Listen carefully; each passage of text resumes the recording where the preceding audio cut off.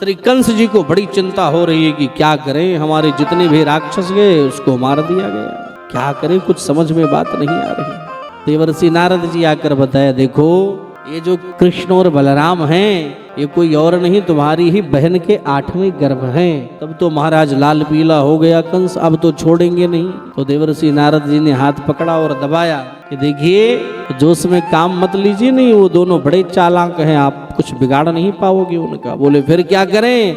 बोले आप राजा हैं, आप एक सुंदर कोई मेला का आयोजन करो, उसी में बुलाओ और आ जाए तो धोखे से मार दो। ये बात आपने बताया गुरुजी। तो देवर्षि नारद जी ने खूब डट करके समझाया कि मेला का आयोजन करो, उसी में बुलाओ और धोखे से मार दो। ये बात कंस के समझ में आ गई। और अब यहाँ से जब नारद जी निकले तो सीधे कहाँ गए? बोले भगवान कृष्ण के पास वृंदावन गए, भगवान को प्रणाम करते हैं। भगवान कहते हैं आओ आओ नारद जी, बड़ी दिन बाद आना हुआ, कहाँ भटक गए थे भाई?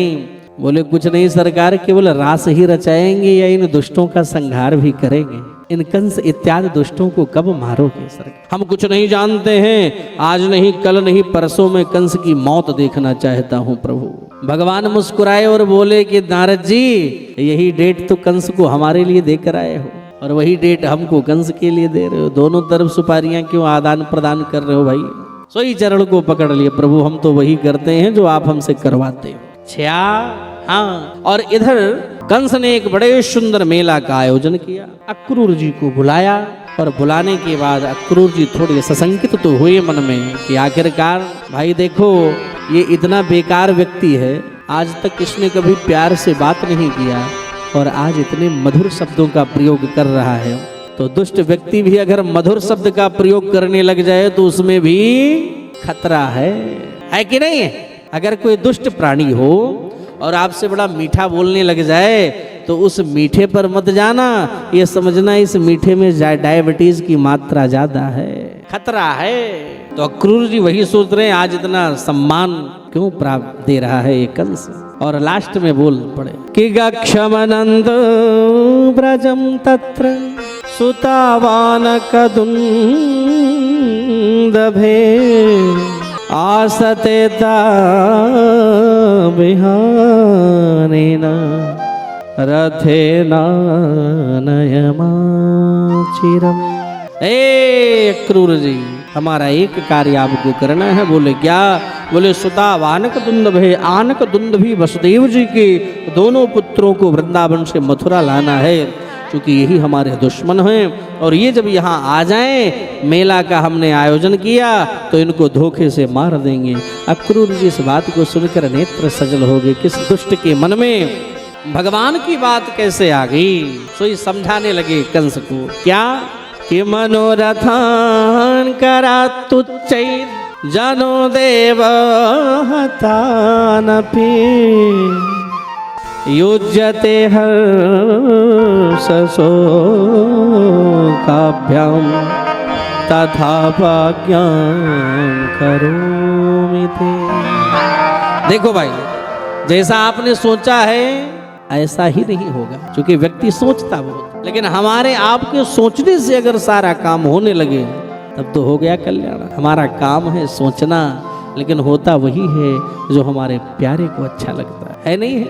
ओ होई है सोई जो राम रुचि राखा, होई है सोई जो राम रुचि राखा, होई है सोई जो राम रुचि राखा।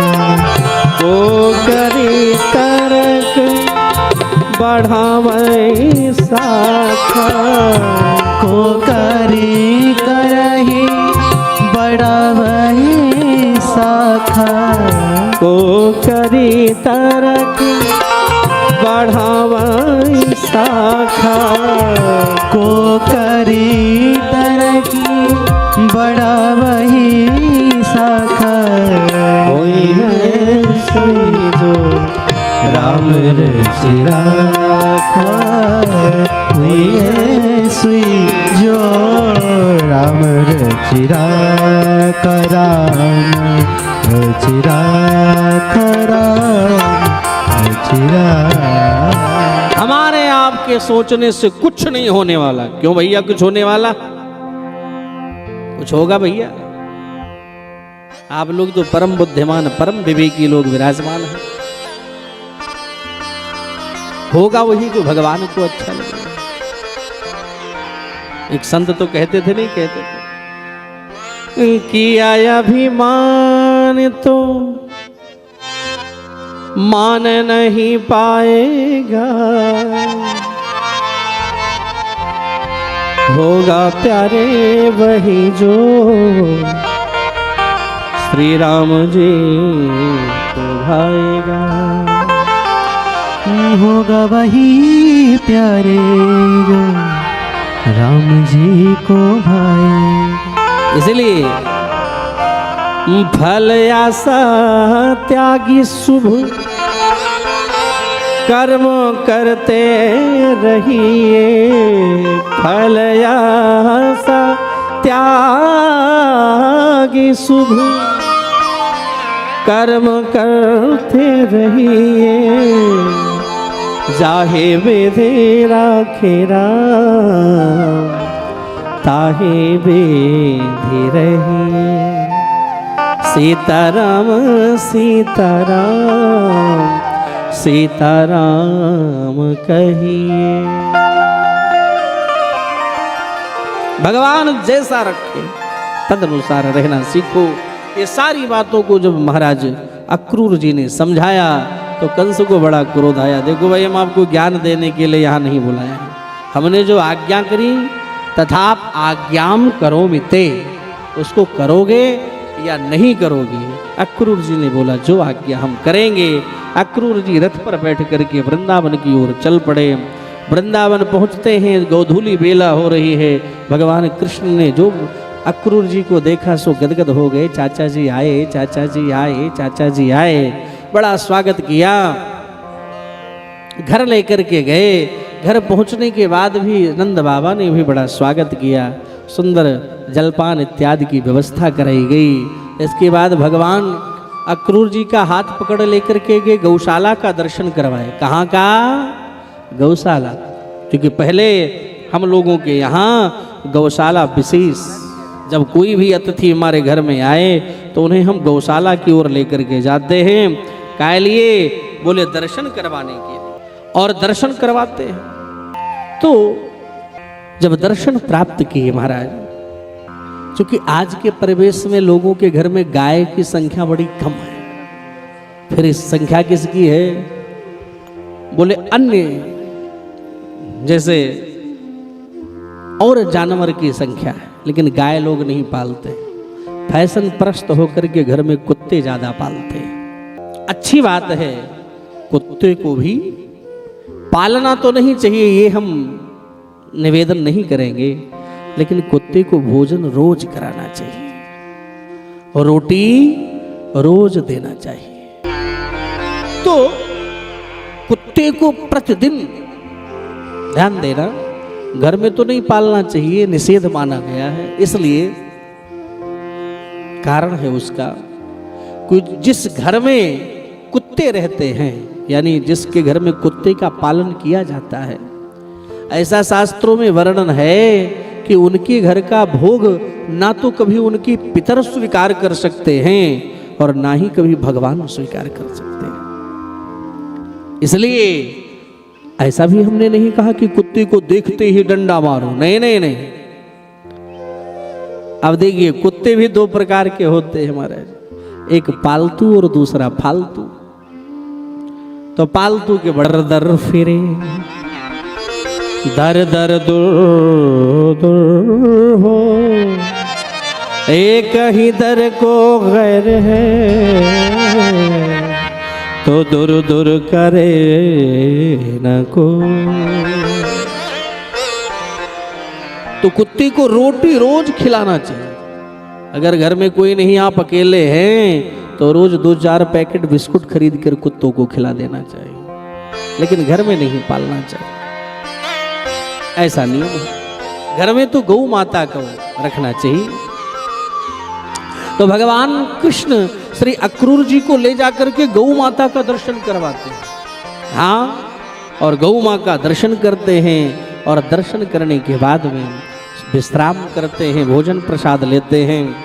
इसके बाद रात्रि में भगवान श्री अक्रूर जी के चरण दबाने लगते हैं और चरण दबाते श्री अक्रूर जी से पूछते हैं भगवान कितनी सुंदर बात की चाचा, मथुरा में हमारे युद्धवंशी सब सकुशल हैं? सोई अक्रूर जी बोल पड़े, बेटा हमारे मथुरा में जब तक ये कंस रूपी कैंसर है ना, तो फिर लोग कैसे सुरक्षित हो सकते हैं? हे प्रभु, उसी कैंसर का ऑपरेशन करवाने के लिए तो हम आपके पास आए, क्योंकि ये कंस रूपी कैंसर लोगों को इस प्रकार से ग्रसित कर दिया है कि सबके सब कमजोर हो गए हैं। भगवान निवेदन करते हैं, देखो चाचा, इस घटना चक्र को घर में मत बताना, नहीं यहां से निकलना बड़ा मुश्किल हो जाएगा, किसी से कुछ मत कहना। हाँ, सारी योजना बन गई। प्रातःकाल नंद बाबा जी से बोला गया कि नंद जी, आपके दोनों बच्चों को हम मथुरा का मेला दिखाने ले जाएंगे। ये खबर जब रातों रात संपूर्ण वृंदावन में फैल गई तो संपूर्ण ब्रजवासी और राधा रानी इत्यादि समस्त गोपांगनाएं जोर जोर से चीत्कार करके रोने लगी कि अगर भगवान अभी शीघ्र ही आए हैं और इतनी शीघ्रता पूर्ण अगर चले जाएंगे तो हम लोगों का कल्याण कैसे होगा, कैसे होगा। सारी रात चर्चा कर रही हैं गोपांगनाएं आपस में कि मैं भगवान को जाने नहीं दूंगी, दूसरी कह रही नहीं ऐसा नहीं करने दूंगी, तीसरी कह रही नहीं ऐसा नहीं करने दूंगी। एक गोपी तो कहती हमारे जीवन में तो विधाता ही गलत है। आहो विधातस्तव न क्वचित् दया, हे विधाता तुम्हारे मन में करुणा नहीं है क्या? इतना प्रेम करती हैं गोपियां भगवान से। एक गोपी कहती है अगर भगवान जाने लगेंगे तो मैं रथ के आगे लेट जाऊंगी, तो दूसरी कहती है तो बड़ी बदनामी है जाएगी, तो तीसरी कहती है बदनामी के लिए क्या करें। वही देखो, शरीर की सुरक्षा हम कब तक करते हैं? जब हमारे इन शरीर में प्राण होता है, और जब शरीर से प्राण ही निकल करके चला जाए तो भला हमें कैसे मालूम चलेगा कि हमारा कौन सा अंग खुला है और कौन सा अंग ढका है। और हमारे संपूर्ण शरीर के मालिक, हमारे प्राण के बल्लभ तो हमारे कृष्ण हैं। अगर वो हमें छोड़कर चले जाएंगे तो हमारे रहने से क्या मतलब हो गया। हे, क्या विधाता के मन में जरा सी भी करुणा नहीं है? ये तो वही हुआ कि छोटे छोटे बच्चे जाते हैं,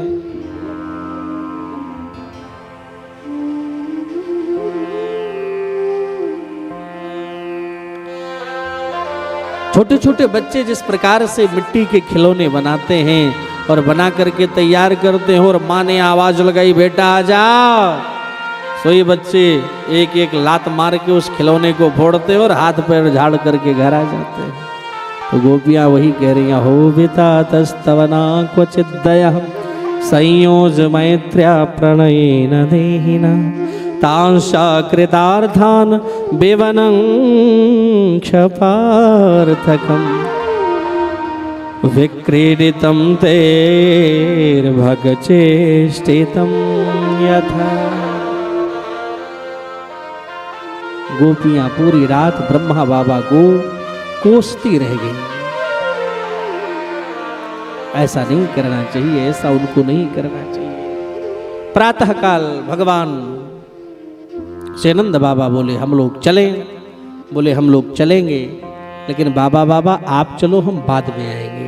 ग्वाल बाल सब रथ पर बैठ करके और निकल गए, बैलगाड़ी पर बैठ करके।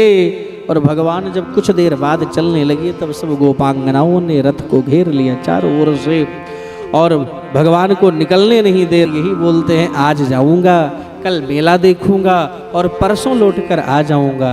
बस इन्हीं इतने शब्दों पर श्री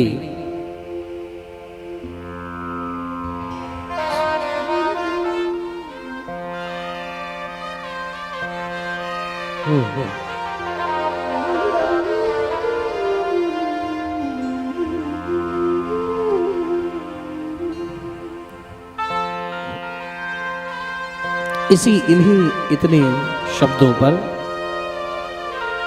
गोपांगनाएं एकदम प्रमुग्ध हो गई, भगवान को जाने की इजाजत देती हैं।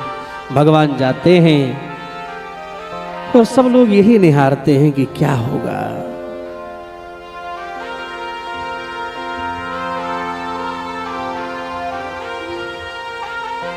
सब रोते हैं, यशोदा मैया भी कहती हैं कि मेरा कृष्ण। छोड़ वृंदा विपिन कुंज यमुना गलिन, श्याम मथुरा चले, श्याम मथुरा चले, श्याम मथुरा चले, श्याम मथुरा चले। छोड़ वृंदा विपिन और यमुना पुलिन, श्याम मथुरा चले, श्याम मथुरा चले, श्याम मथुरा चले, श्याम मथुरा चले।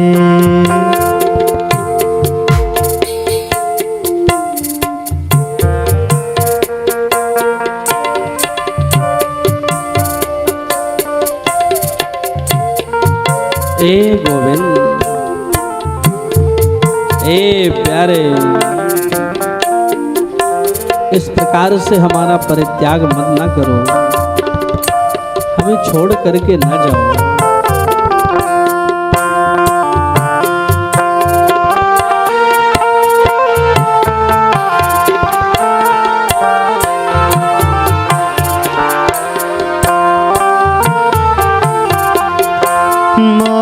यशोदा दुखित नंद बाबा भये, माँ यशोदा दुखित नंद बाबा भये।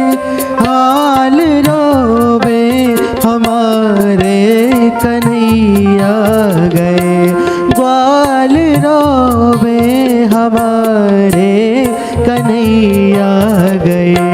छोड़ सबसे लगन प्राण तन मन हरण, श्याम मथुरा चले, श्याम मधुबन चले, श्याम मधुबन चले, श्याम मथुरा चले।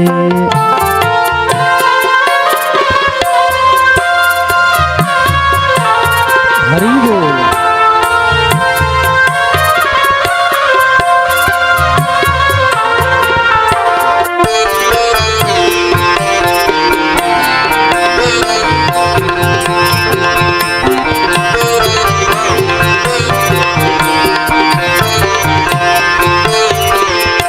हाय मोहन बिना चैन कैसे पड़े,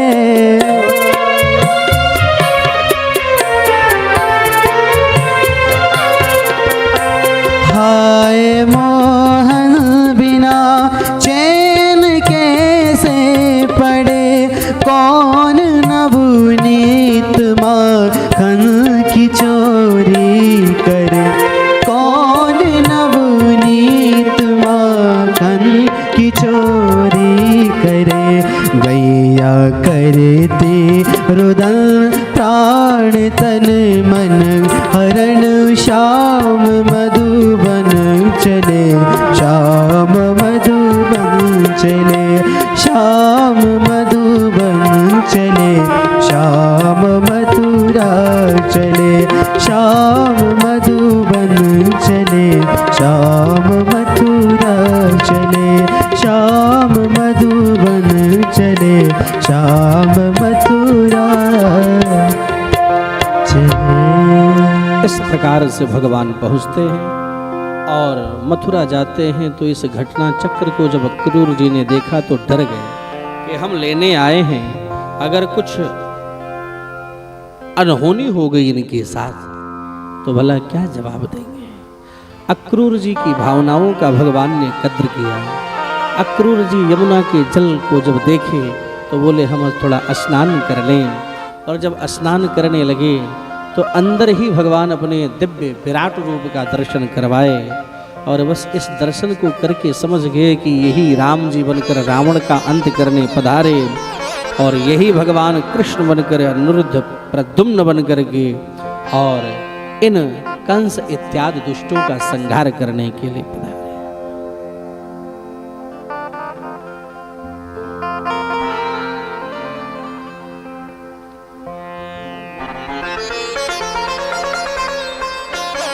तो शांति हुई और अक्रूर जी ने बड़ी सुंदर स्तुति की।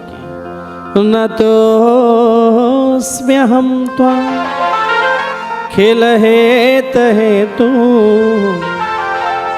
नारायण पुरुषमादिमव्ययम् यन्नाभिजाता दरविन्दकोशा ब्रह्मा विरासी यत सलोका। और सुंदर स्तुति की कि हे प्रभु हमारे भी घर पधारना। एक प्रहर बाकी है, रथ मथुरा में पहुंच गया। मथुरा वासियों ने भगवान का खूब स्वागत किया। भगवान स्वागत करने के बाद नंद बाबा ने कहा आराम करो। बोले आराम नहीं, पूरे मथुरा का दर्शन भगवान ने किया। और दर्शन करते करते भगवान सबसे पहले आगे बढ़ते हैं तो क्या होता है कि एक धोबी जी मिल जाते हैं और धोबी जी के पास बड़े सुंदर सुंदर वस्त्र थे। तो भगवान के जो साथी थे, ध्यान देना, साथियों के मन में आया कि हम लोग भी अच्छे कपड़े पहने। तो भगवान कहते हैं धोबी से मामा जी जरा इनको कपड़े दे दो पहन लें। तो मामा जी ने इतनी गालियां दी कि क्या कहें, अरे जानवर जंगली, तुम लोग सारी जिंदगी गैया चराने वाले और राजाओं के वस्त्र पहनने की आकांक्षा करता है। भगवान ने कहा भैया ये तो गाली पर गाली दिया जा रहा है। भगवान ने क्या किया, उन दर्जी जी को एक थप्पड़ खींच के धोबी जी को मारा। हा? और धोबी जी का गर्दन ही कट करके गिरा अलग जा करके। कुछ लोग कहते हैं वो वही धोबी था जो रामावतार में श्री सीता जी के ऊपर लांछन लगाया था। भगवान द्वापर में आकर के बदला ली। हमारी धर्म पत्नी जी से इतने दूर तक इसने हमको दूर रखा, इतने दिन तक। तो सब कपड़े छांट लिए। फिर एक बड़े बड़े थे तो दर्जी ने काट काट करके शट किया। और इसके बाद एक सुंदर त्रिविक्रा कुब्जा मिली जो देखने में बिल्कुल सुंदर नहीं थी। भगवान ने अपनी कृपा से उन्हें सुंदर बनाया और उन्होंने सारा चंदन भगवान को लगाया। दास्याम्य हम सुंदर दास्यास्म्य हम सुंदर कंस संविदा त्रिविक्रनामा है नुलेप कर्मणि मदभावितम भोजपते रति प्रेम विनायवाम गोन्नतमस्त दरहति। और बड़े सुंदर तरीके से उनको भी ठीक किया। एक धनुष रखा था रणभूमि में, भगवान ने उस धनुष को भी भंग किया और कंस को चेतावनी प्रदान की कि मैं आ गया हूं, संभल जाओ। इतना काम करके भगवान रात्रि में लौट करके घर आए। आराम किए मथुरा में ही। और सुबह सुबह सब ग्वाल बाल कंस के उस सभागार में पहुंचे। और कृष्ण और बलराम जरा देर से पहुंचते हैं तो गेट पर ही खड़ा एक हाथी नाम था कुबलया पीड़, वो भगवान से लड़ने की तैयारी करता है। तो भगवान ने क्या किया, दोनों भैया मार झपट्टा हाथी को पकड़ा और मारा, जो दोनों दांत हाथी के निकाल लिए। और हाथी एक एक दांत लेकर दोनों भैया ने वो पिटाई की कि हाथी और महावत दोनों गोविंदाय नमो नमः।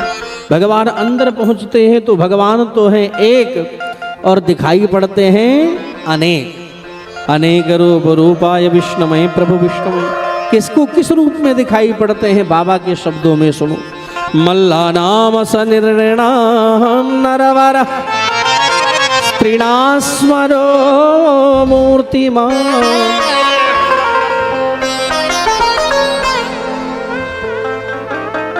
गोपानां स्वजनो सतां क्षितिभुजां शास्ता स्वपितृ शिशु मृत्युर्भोजपते विराट विदुषाम तत्त्वं परम योगिनां वृष्णीनां परदेवतेति विदितो रंगम गता साग्रजा। भगवान एक है लेकिन अलग अलग रूपों में भगवान का सभी दर्शन कर रहे हैं। भाई जो मल्ल पहलवान हैं भगवान उनको पहाड़ जैसे दिखाई पड़ रहे हैं। जो स्त्रियां बैठी हैं भगवान साक्षात कामदेव के समान दिखाई पड़ रहे हैं। जो गोपी ग्वाल बैठे हैं भगवान उनको सखा दिखाई पड़ रहे हैं। और जो राजकुमार लोग हैं भगवान उनको राजकुमार दिखाई पड़ रहे हैं। और यही नहीं जो संत हैं उनको भगवान, जो योगी गण बैठे हैं उनको ब्रह्म के रूप में। जाकी रही भावना जैसी प्रभु मूर्ति देखी तिन तैसी। भगवान पहुंचते हैं तो एक चाणूर नाम का दैत्य, एक चाणूर नाम का दैत्य भगवान से कहता आजा भैया लड़ाई कर हमसे। कंस का सबसे ऊंचा सिंहासन बना है उसी पे बैठा। भगवान ने कहा थोड़ी बहुत शर्म है कि पूरा बेच दिया। बोले क्यों? अरे पहाड़ जैसा तू, इतना छोटा मैं, हमारी तुम्हारी बराबरी कैसे हो सकती है? नहीं नहीं आओ। भगवान ने मारी छलांग, रंगमंच पर कूद गए। चाणूर का एक भाई था जिसका नाम था मुष्टिकासुर। तो मुष्टिकासुर भी बलराम जी से भिड़ गया। लड़ाई होते होते होते होते होते होते काफी देर तक कंस ने डांटा, क्या छोटे छोटे बच्चों से लड़ाई करता है, इनको मार दो। चाणूर ने एक पंच मारा भगवान के छाती पर। भगवान को वो इतना ही दर्द लगा जैसे किसी को एक पुष्प फेंक करके मार दिया। भगवान ने कहा बेटा अब जरा हमारी भी देखते जाओ। भगवान उछल करके एक थप्पड़ चाणूर को मारे तो चारों खाना चित्त होकर के धूल चाट करके चकनाचूर हो गए। बलराम जी ने देखा, क्या देखा कि मुष्टिकासुर इसको मारे। तो बलराम जी ने एक मुष्टिक का प्रहार किया। सो मुष्टिकासुर भी गोविंदाय नमो नमः। दो राक्षस और आए उनको भी मारा, दो और आए उनको भी मारा, दो और आया उनको भी मारा। अब तो कंस चिल्लाने लगा, कहाँ मर गए? अकासुर, बकासुर, व्योमा, अरिष्टा, केसी, धेनुकासुर, आओ आओ मारो इसे, इसको मारो, इसके बाप को मारो, मुझको भी मारो।